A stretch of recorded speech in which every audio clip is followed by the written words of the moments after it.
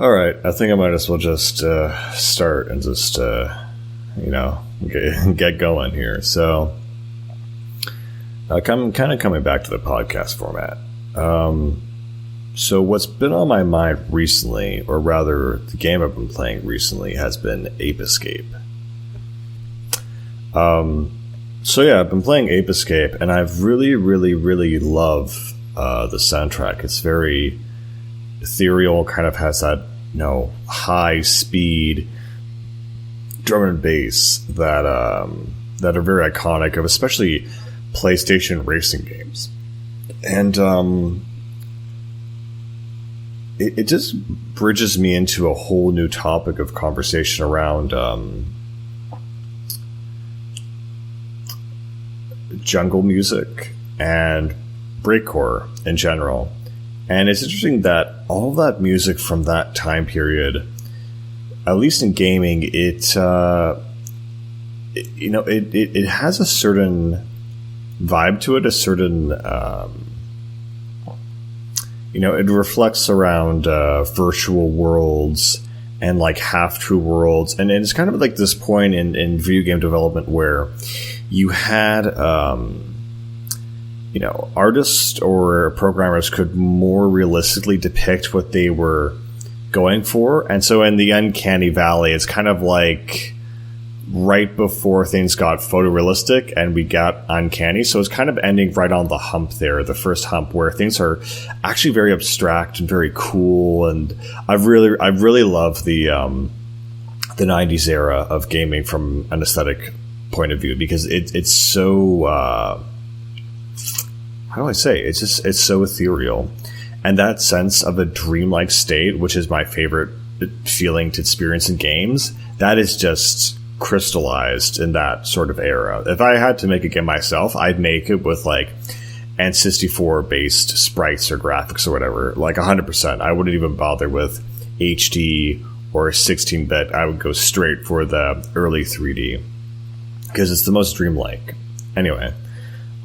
But it brings into question this genre of music, jungle or breakcore, as like the new iteration of it is known. What exactly is it? And what exactly are its ascribed themes and tenets and values and as an art form? And I started thinking more about this. Well, the most basic, thing of jungle is that basically you have usually like a trance or a soft. Well, not always actually. With jungle, you just need a very high BPM. You could take normal. I think they're based on actually normal rock songs, and they're just really compressed, and then just the tempo is just sped up to like an unbelievable state. I should actually find it. No, let me Google right now. What is jungle BPM? 160 beats per minute. Yeah, okay. So very, very, very fast. And I was thinking that fast-paced beat is very, synchronized with video games. Because, it's very, it like tickles your brain. It's very brain activated ish. And it kind of goes through this, I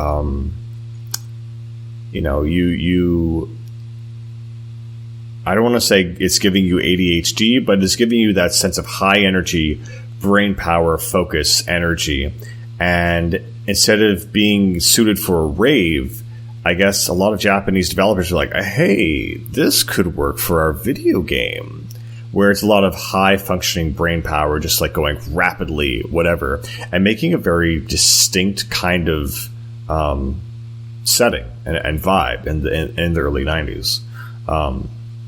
It's funny because I think if that just continued today, we wouldn't realize it was a thing, And this is why playing Ape Escape, I never played it as a child. I never saw it as a child.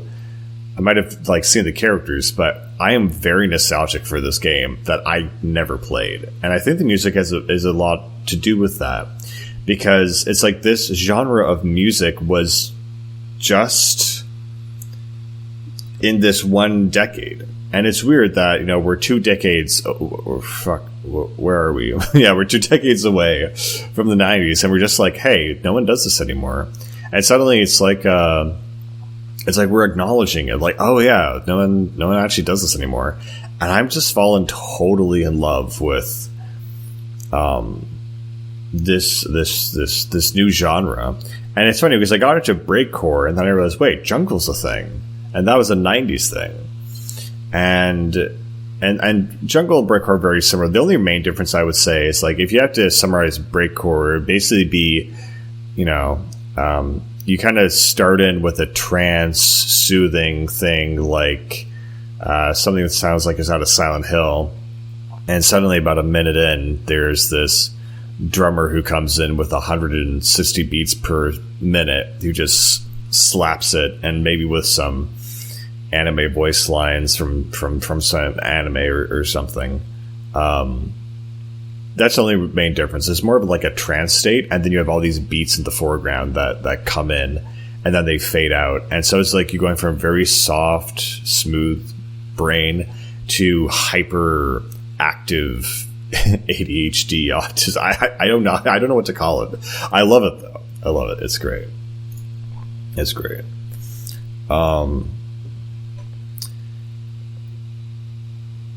But yeah, it's funny that now that we associate this music specifically with this era now, which is interesting, I think, because I just didn't know about this before, really. But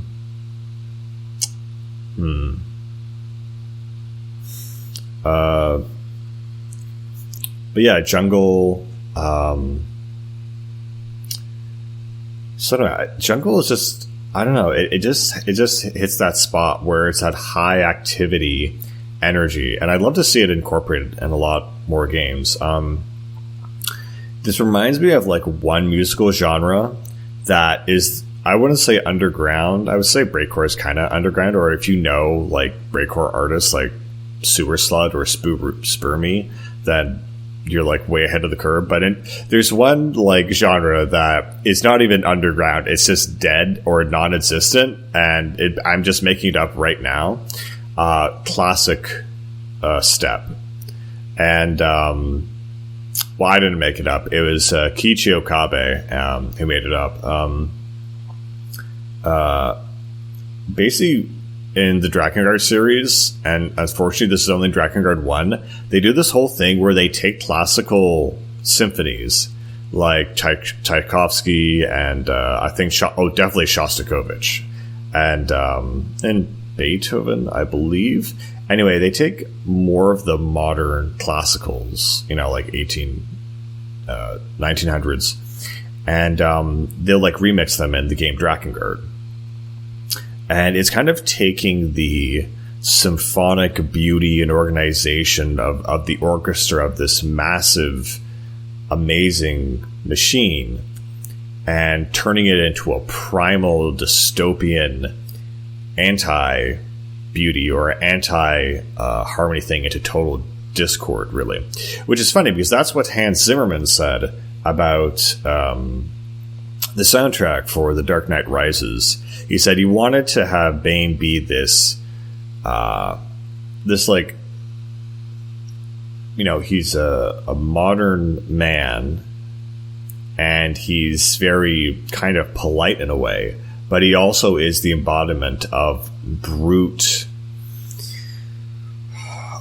force and primal energy. And he's this marriage of the very sophisticated and the very base and evil, and it's about crashing society down to the base concepts and bringing us back to zero. So when in an interview he said when he was working on The Dark Knight Rises, he kind of wanted to have the cellists almost like hit their cellos and hit their violins and be very forceful with it and turn it into a very I don't know, brutish. They still have it orchestral, but be very extreme and brutish. And you can listen to the Dark Knight Rises soundtrack. You can definitely hear that in the music. And I feel like what Okabe's work in Drakengard is not exactly what Hans wanted to make. I don't know I can't read Hans' mind, but when I think of dystopian classical disharmony, I think Drakengard. It has, when you first hear it, it is the worst thing to listen to, like, not gonna lie. And I hate to be that guy, but if you just give it a chance, if you just listen to like a full track for like a minute or so, or a few minutes, you can kind of get into it. Maybe because of the gameplay, it was easier to get into it, but Drakengard's themes perfectly are reflected in its music. Like I would say the music more so hits harder than the game itself. It is just the wildest, weirdest, and at the same time intellectually stimulating thing I've ever heard. That also reminds me too, I see these drum and bass compilations. I can't stop watching them on YouTube, or these jungle compilations, but it'll say like intellectual D&B. I just think that's the funniest thing in the world. Like, if you listen to this, either you will become more intelligent, or only smart people can listen to this music. If you're dumb, get out. It's so silly. It's so silly. But yeah, drum and bass is jungle drum and bass is really cool, but more so on breakcore. Let me just actually pull up my Spotify and just see if I can read off the list of some of these guys, because their names are just wild. So jungle, it's more so on the gaming side, and so you'll just have like old artists or whatever, like actual artists, while breakcore is more so in the past couple years. It's this I guess the themes of breakcore are like I'll just say it's like sadness, depression, anime profile pictures, this kind of mental illness, downward spiral kind of vibe to it. A lot of relations to the trans identity, I feel. A lot of relations to, I guess anime in general, anime core. It's kind of like nightcore, but more serious. I don't know how to say it, but that definitely nightcore has definitely been lost. That whole like genre of high tempo, super happy beats is not really prevalent anymore.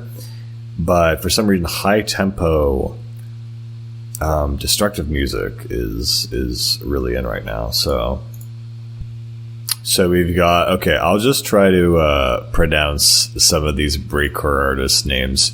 There's, of course, Sewer Slut. You can't know. If you know breakcore and you don't know Sewer Slut, I want to know how you got into it, because that's how everyone got into it, through Sewer Slut. We have Forbanga, Toaster Milton, AAK3, Used Cunt, Young Lane, Maladapt, Purity Filter, Eden FM, Deathbrain, Castile. These aren't as crazy as I thought, but you see them spelt out and you're like, what the hell?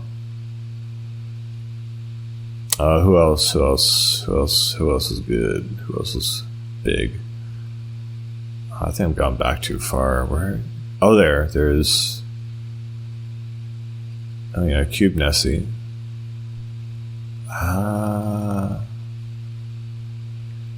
It's not totally, now it's getting kind of mixed. It's not just all breakcore, it's other artists too, so now I have to keep focus. But yeah, there's a handful of them, for example. And I just keep finding new guys every day who are into this. It's kind of like a mini renaissance. So I'm really, really into it. But some of the themes are, so if jungle's more so video games and breakcore is more anime, Breakcore, I think one of the themes that I really wanted to talk about this. One of the themes that you find in breakcore is internet music, and I think it's really interesting that this genre of music is getting very popular around the birth of the internet. Because, if you really look at the early 2000s, the music of the internet was like progressive EDM, like not exactly high pitched, but high tempo, happy core electric dance music. It was just like things like DJ Tiesto and I think Sandstorm is and also like pseudo nightcore and actual nightcore, caramel dancing. Oh my god! That is the sound of young internet. That is the sound of what it sounds like. But now we have kind of like, I guess, music that reflects, I don't know, maybe the internet now, which is more depressing or like nuanced, or, when people figured out what cringe was, oh wait, you have a DeviantArt, bro. But yeah, no, I'm really excited. I'm really interested to see where this genre goes, because I think part of this music, I think that sort of high beat, that high BPM is also a reflection of total information intake as well. So not only is it, I think early internet music definitely reflects, or what was popular, not exactly what was made, but what's popular at the time. Early internet music definitely reflects that sort of intake of unlimited information, and the nerds and intellects and people like me who just were blessed with that, like who became internet addicts, for lack of a better word, or just absolutely vibed with it. That music really defined us, or really defined exactly how that felt. And so I think breakcore is like the same thing, but on a more perhaps negative side, like you find about all the bad stuff, or maybe the darker side of the internet, I guess. That's one way to look at it, which is why you will see a lot of users referring to Serial Experiments Lain, which is an anime that it's a very interesting, very philosophical anime. But I remember when I watched it years ago, it is very boring and the pacing sucks. But it's funny that the idea of the show has surpassed perhaps the show itself. And the basic premise is like, Lane is a girl who buys a computer, and she's building, she's connecting to the wired, which is what they call the internet. And she's exploring the internet, and it's a psychological take on what is the internet, who are users, is the internet a reflection of who we really are, because we can say whatever we want on it. Really interesting stuff. And of course the ultimate kind of reveal or whatever is that there's an internet version of Lane who is, well, it's a question, is she more real? Is the internet version more real than the real version? And that's a very interesting, compelling thing. It's like her other self. And you'll see a lot of breakcore people use like Lane's images, or just the style of that anime or whatever, or that genre. I personally vibe more so with trying to scratch my back. I personally vibe more so with what was it? Dot hack /sign. That anime is that's one of my favorite animes of all time, and the pacing also sucks in it, but the characters and the themes in it too are really, really interesting. You have this very socially awkward distance. I want to say sheltered, but like a shy kid, this young boy who ends up getting stuck in this internet online game, and he can't log out, and he's stuck in the net.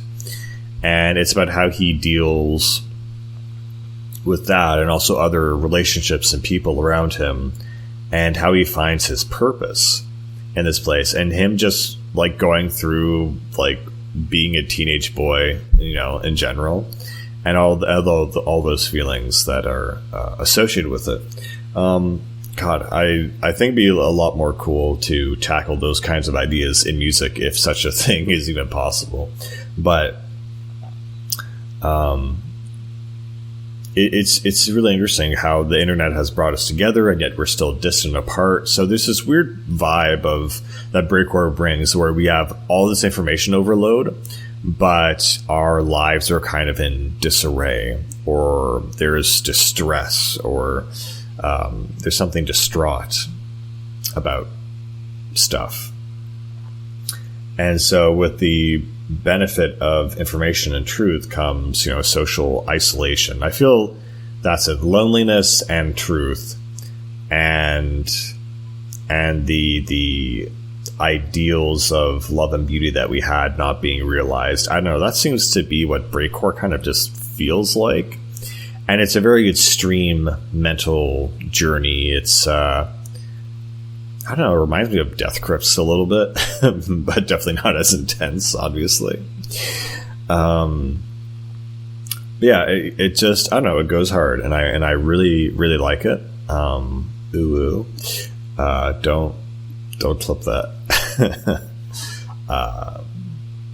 But yeah, I really like it. I think it's cool. But yeah, and Ape Escape is definitely a game that is just replete with all that soundtrack. Like, I just bought it because it's like, oh yeah, that's one of those games that played. By the way, just on Ape Escape, friggin' Kojima, friggin' Ape Escape is Metal Gear Solid. I was like shocked. I was like, what? Okay, then you're like looking at me like, what? Ape Escape is Metal Gear Solid? What you talking about, boy? What you talking about? You just catching the monkeys. Okay, dude. If you hold in the left stick, it gets a stinking function to catch the monkeys, and he looks like he controls almost exactly like Snake. And the controls are really, really good, though, by the way. Anyway, so there's that. So yeah, Ape Escape is a stealth game. I didn't realize this, but it's a stealth game. Secondly, friggin' when you have the net, or even like the baton, in order to actually catch the monkeys or move it or whatever, you have to use the right stick as like in a directional position, which is literally Metal Gear Solid 2 Right on Sword. Like, it works exactly the same. If you go in a circle, you'll make a circular motion. It can hold that. So I don't know, Kojima just like stole it or worked on that project, but it felt like he worked on it, or at least he hired the programmers who worked from Ape Escape, because it works almost exactly the same, besides like the crouching mechanic and having a gun, I guess. Yeah. And Ape Escape, I guess I didn't really anticipate, but it has all of those like iconic like beats and sounds, and I feel so nostalgic for this game that I never played, and it's such a cool experience. I love it. It's not a very long game either, but it's like it's a gem. It's a treasure. I love it. It's so good, and the music and the themes are fun. The monkeys escaped, and one of the monkeys found like the super brain helmet, became super smart, busted all the monkeys out of the zoo, and then sent them all into a time machine, and you have to go through time and rescue them. Like, monkey game. I love it. It's so sweet, and the sprites too, the animations, everything is just everything is good. Everything is so good about this game. And it brings me back to a childhood I didn't have, or did have, I don't know.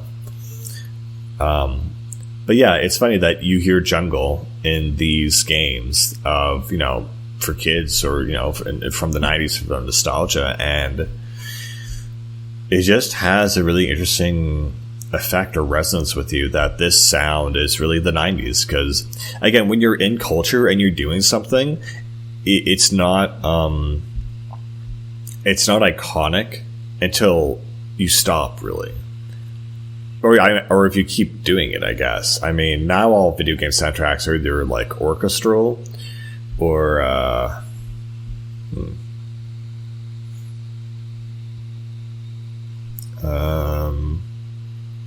orchestral or obnoxious like EDM or trap rap like Redfall, which I'm not even going to talk about. I can't believe I said it. So,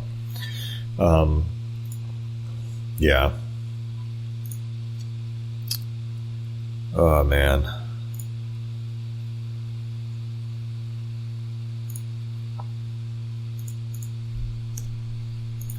But yeah, no, I love the genre of music, and I love the themes tied and attached to it. Some of them are obviously very negative and very, like, dark, whatever, but I really like that. I think that in general, I was telling this friend earlier that dark music in general, or serious music, you could call it, with serious tones or themes, has like totally disappeared from our culture. And I think about even things like Linkin Park or Disturbed or any of those like rock rap bands, that even Eminem, who like would rap about his struggles, that's why everyone liked him, because all the other rappers were just rapping about like money and hoes. And now that and the whole like nightclub, what was this post? It was supposed to like the daring and artistically creative challenge to write a song about having fun at a nightclub. I wonder if we'll ever get there. So it's like that's what everything is now. So it's depressing, I guess. Well, it's depressing, but it's also like, yeah, you can't be happy all the time. You can't just be having fun all the time. You need something to like, give you the harsh medicine, or give you the business, give you like this is how it is. Sometimes you got to feel sad. You can't be happy all the time, and you got to work through it. And like friggin', what is it? Linkin Park, they had an unreleased 2002 song, Lost. Oh, I'm in love with that sound. I was like, oh shit, like literally a lost piece of media, and they called it Lost, and they re-released it with an AI music video. I love that song. It's funny though, because when I listen to it, it doesn't sound dated. It doesn't sound like, oh yeah, this was made in the early 2000s. It just sounds like timeless. I think Chester and Linkin Park are just one of the best bands of all time. That's not subjectively, but objectively, they're just so amazing. But yeah. But yeah, like serious music, and that's just dealing with like, hey, this serious feelings and issues, and everything in mainstream is just like, God. Like, I think people are looking for something serious, like, these rappers like, yo man, trying to tell me what to do. Like, even you have people like Tom McDonald, who is a political rapper, I guess you could call him, and even his stuff is like entertaining, but he's rapping about like even like real issues. And I'm trying to think of like, was there ever a rapper or band that like focused on like, I don't know, going green or something? I feel like, because I was going like saving the environment. Environmentalism has been a thing since the 90s, so I don't know. It's just interesting that like the seriousness of our culture is just not, I don't want to say respected or promoted. It's just like, no one makes serious music anymore. We're just like, yo man, this song like really vibes with my feelings. And it's like, the vibe is all fine and good, but if you also have a message, that's even better. Or, honestly, if the vibe is dealing with something, then the message doesn't even really matter. If you just have music that sounds like serious, That's what's important. But yeah, I think this whole like marriage of video games and high BPM, I'd love to see more of it. I'd love to see more games include that kind of music in them, because it's very ethereal, it's very unique, and I think it lends to what a game is. What is a game? Because, like, I don't know, ever since 2007, when we could get photorealistic graphics, everything has been, like, we had the movie phase of gaming where everything tried to be a movie, like Heavenly Sword and QuickTime Events and all this other stuff.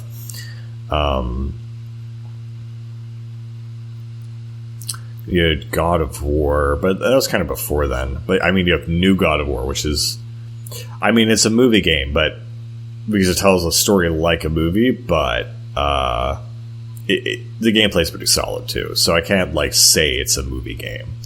But there are games that are a movie game. Oh well, friggin' Mr. David Cage and all his, Sean. What's it called? Heavy Rain. Yeah. Yeah. I think it's funny that as games have become more and more powerful and able to express exactly what the creators wanted, rather than being given restrictive creativity, we see more and more things that we are used to, or we understand, or we are used to seeing. Like, we're just seeing new iterations of old ideas, and that's especially true with AAA gaming being stuck in this hell loop of, well, we don't want to lose money, so let's just make the same thing again. And all right. I mean, it's been corporatized, and I think I've talked about this in my previous videos, but you're basically going to have this corporatization till like 2030. From like 2010 to 2030 is going to be the silver age of gaming. 1990 to 2010 was the gold age, and the 2 decades before that, since the 70s to 90s, was the bronze age. But now we are in the corporate age, where you have like a hit here and there, and then the rest of it will be corporate garbage. But yeah.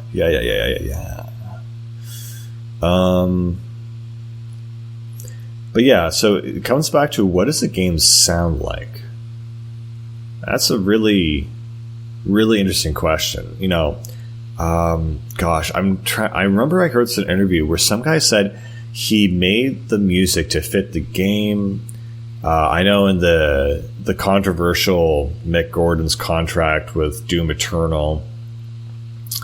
No, I think it was him actually, but before Doom Eternal, he said he would see the gameplay and make the music to fit what was on the screen.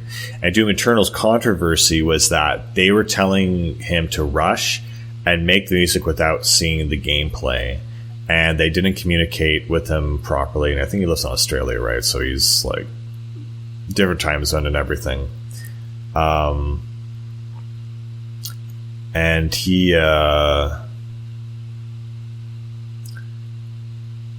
yeah, no, a lot of bad stuff happened to him, and I don't want to get into it now, but basically, yeah, miscommunication and not treating him right. But anyway, he creating music that really fits the game, not just this is the thing. Okay, this is what we're getting at.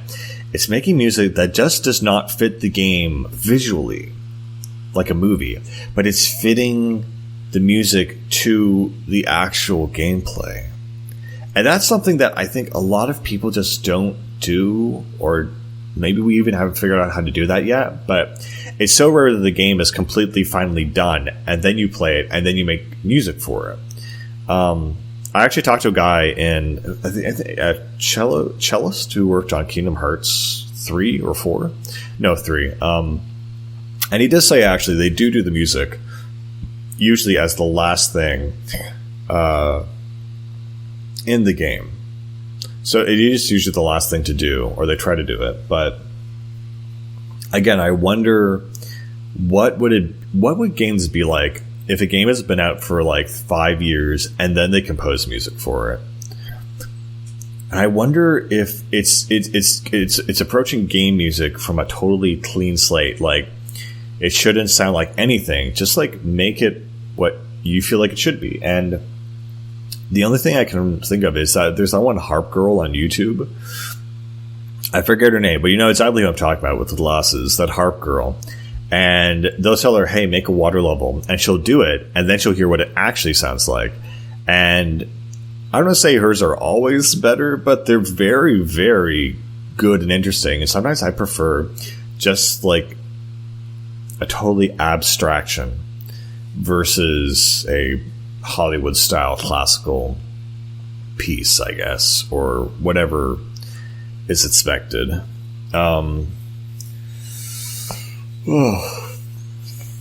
anyway, I think expressing themes of loneliness, sadness, sorrow, internet loneliness, internet joy, and internet music. I wonder if breakcore will be remembered as this is what the internet sounded like. I really wonder if, as we go through the decades, the sound of the internet will change.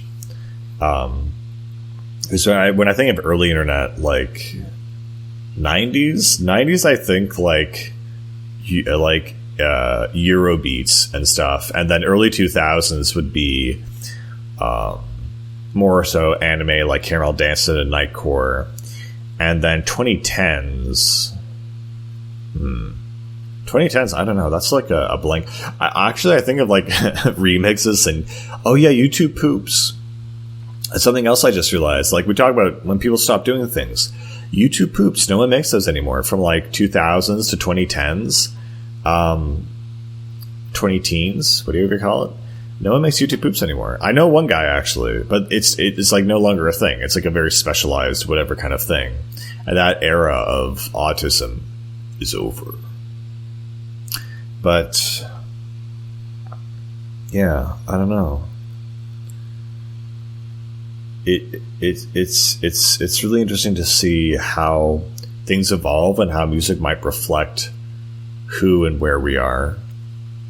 And, if people are happy or depressed or whatever. But right now, breakcore is really just slapping the psychological sack of the internet. It's I don't know. It's a great mood, and I think the whole dynamic of, I don't know how to say it, like the fakeness of people talking behind an anime face. Hello.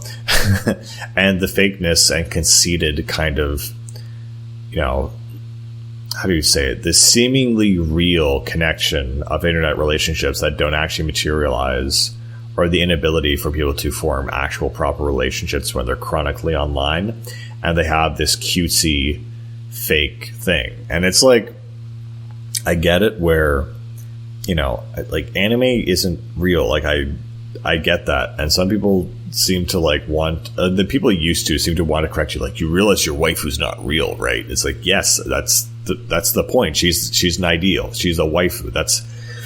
And now waifu has a different like meaning now. And I think there's a lot of terms now that are just becoming, what do I say? Destroyed, degenerated, rotted. Like red pill now in some communities means exclusively relationship advice. And that is like, no. No, that is like the last thing on my radar was just, yeah, he's red pilled or she's red pilled. It's like, it's like they know dating advice. No, that's not what I'm talking about at all. But anyway,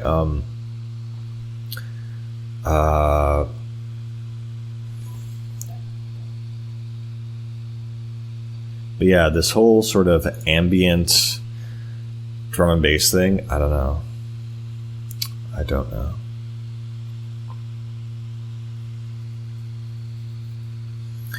And I think we were all trying to recapture that ethereal feeling of like low tech, or not low tech, but like the early 90s when the vision and soul of things expanded. And that whole idea of, Yeah. So, oh yeah, I was gonna say waifu. That term has been totally degraded.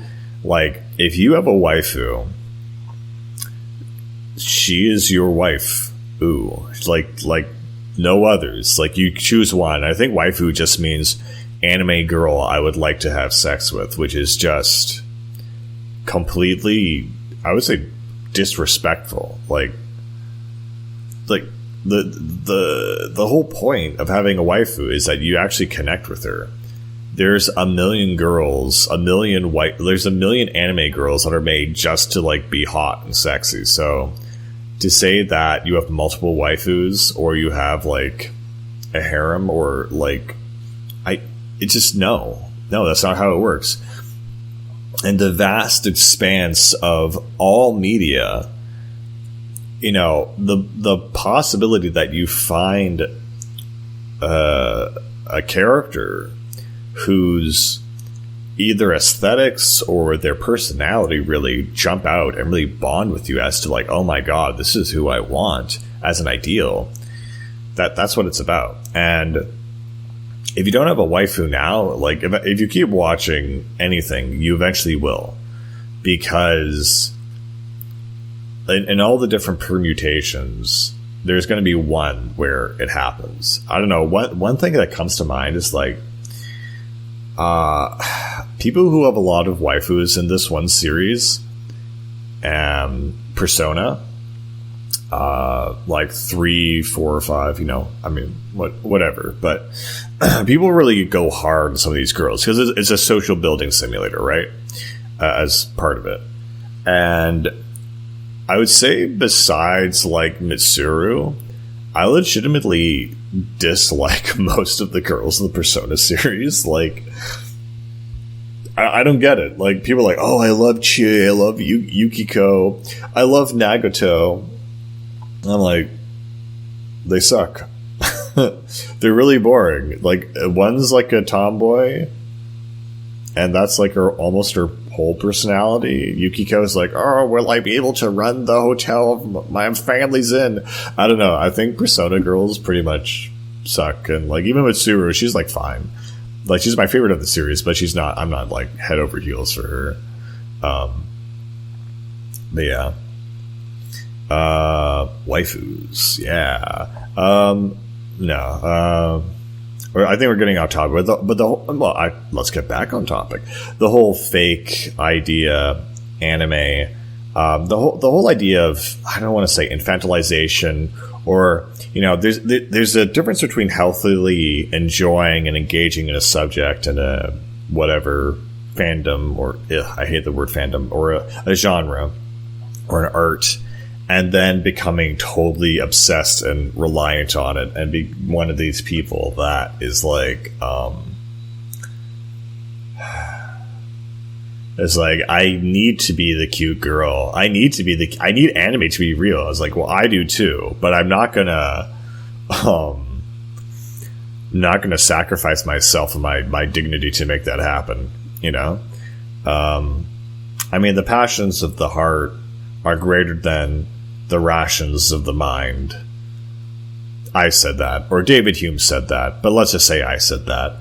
But yeah, it's the idea that fix this. It's the idea that something real or surreal is here, and I think it's like maybe a cognitive dissonance where you have these ideas and these things, and the internet itself is just a bunch of lines of code, right? So nothing is real, but it feels more real and more present and impactful than anything else. It's like that episode of South Park where it's like, well, during the Imagination Land, where these are all concepts and ideas that are fighting and battling each other. And, you know, for us, the actual reality of it is that for a lot of kids, they don't care who George Washington is, or, you know, people who, or their parents, or people who actually affect them. But it's like someone like Luke Skywalker is going to have more impact on your life and your psychological health than people who have actually built the world and done things, because they're concepts and ideas. And the concepts and ideas that you interact and propagate within yourself, then in turn determine the kind of person you are and how you reflect into the world.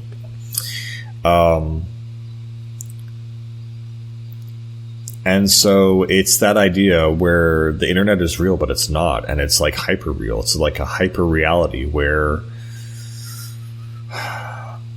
we are engaging with concepts and ideas and topics that then change us mentally more than anything in reality ever would.